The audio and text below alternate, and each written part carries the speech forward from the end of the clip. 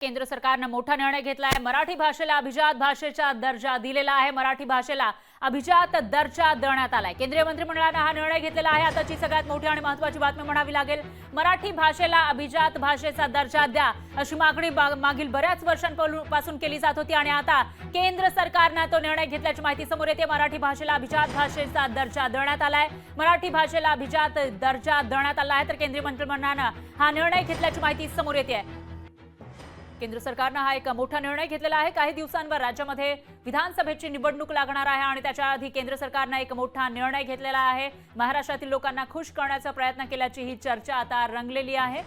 दरम्यान यावर प्रतिक्रिया देण्यासाठी शिवसेनेचे संजय शिरसाट हे आपल्या सोबत जोडले गेले आहेत फोन लाईनवर। त्यांची प्रतिक्रिया आपण घेऊयात। शिरसाट सर, एक मोठा निर्णय केंद्र सरकारने घेतलेला आहे। मराठी भाषेला अभिजात भाषेचा दर्जा देण्यात आलाय, तुमची प्रतिक्रिया? संपूर्ण महाराष्ट्राची जनतेची ही एक मागणी होती दर्जा देण्यासंदर्भामध्ये आणि अनेक सरकारे आले, सरकारे गेली, प्रत्येकाने आश्वासन दिले, परंतु अभिजात भाषेचा दर्जा आतापर्यंत कोणी दिला नाही। मला वाटतं आजची जी घटना आहे किंवा आजचा जो केंद्राचा निर्णय आहे हा सर्वांना आनंद देणार आहे। म्हणून आज आम्ही सर्वजण मोदी साहेबांचा असेल, त्या सरकारचा असेल, मनापासून आभार मानतो। यावर आता इतरांनी राजकारण करू नये। जे देऊ शकले नाही त्यांनी तर करूच नाही, परंतु या जे मिळालंय त्याचा सन्मान दाखवून या आनंदामध्ये सगळ्यांनी सहभागी झालं पाहिजे।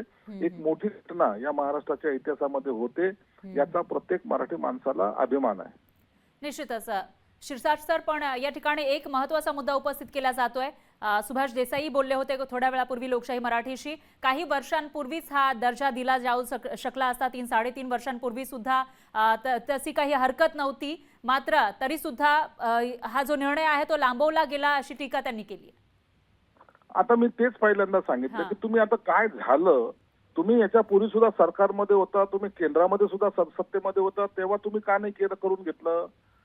तेव्हा पूर्ण तुम्ही सत्तेत होता ना, तेव्हा का नाही केलं? आता हे कुणी का नाही केलं किंवा कशामुळे लेट झालं याच्यावर वाद घालण्यापेक्षा जो क्षण आज आपल्याला आनंदाने साजरा करायचा त्याच्याकडे लक्ष द्या ना।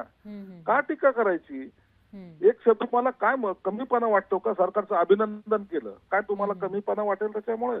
म्हणून उशिरा का होईना पण चांगला निर्णय झाला, याचं आम्ही स्वागत करतो, एवढाच त्याचा अर्थ होऊ शकतो।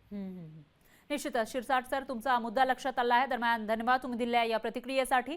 तर राजकारण कोणीही याच्यावर करू नये, आनंद व्यक्त करावा, एक चांगला निर्णय आहे असं संजय शिरसाट यांनी म्हटलेलं आहे। तर या आधीचे जे सरकार काम करू शकले नाही ते आत्ताच झालेलं आहे, त्यामुळे आनंद व्यक्त केला पाहिजे आणि कौतुक केलं पाहिजे, सरकारचं स्वागत केलं पाहिजे असं संजय शिरसाट म्हणतायत।